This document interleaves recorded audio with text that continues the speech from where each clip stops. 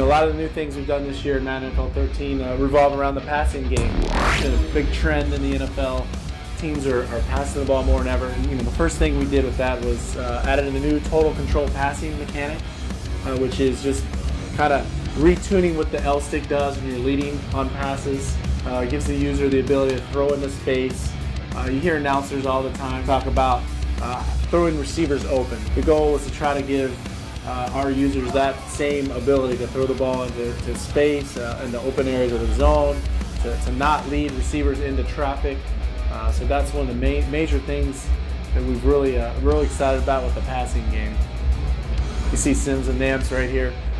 But one of the other things to do is added a bunch of brand new animations.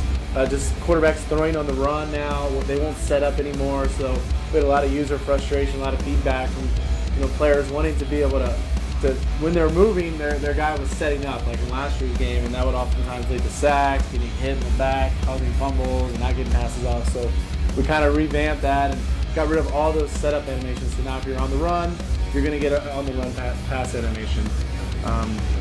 Another big change in the passing game is just retuning pass trajectories. That's a huge part. It's another big thing that really makes the difference between the elite quarterbacks and some of the regular guys. And, the difference in being able to drop in a ball over that linebacker in between the safeties is huge. And in previous years, we've only had one ball speed, one ball trajectory.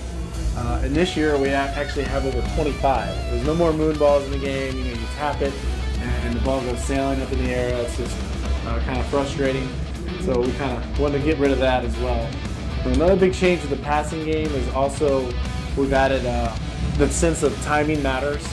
So the idea behind that is when you snap the ball right away, like I have this 4 verticals play going on right now, you won't see the icons light up right away at the snap for everybody. Like Vernon Davis is lit up right there because he was open, there was no defenders around him. But the idea is that we're kind of training our users to kind of help them, teach them that realize when the correct timing is to throw certain types of routes. In real life, if a guy has what we call a cover 2 corner, or what people call a banana route, let's see if I can find an example of it. This route right here, the receiver's not really going to look till he gets to about right there. So that's just kind of that's when the receiver would be expecting it in real life. So that's when the icon will come on. And that's to kind of help indicate to the user that's a good time for him to throw. And that also means that's when he has the ability to play a catch. So that's another big change, is that if receivers aren't looking, they're not going to be able to play a catch. And that goes for defenders as well, which is another huge change, is when to eliminate the whole idea of the psychic DB. I know that's been a huge frustration for everybody that's played Madden, and it's something we're really excited about eliminating. That pass was also an example of the new trajectory. That was actually a medium pass, whereas last year if I'd have just tapped it, that ball would have gone way in the air, the safety would have likely come over.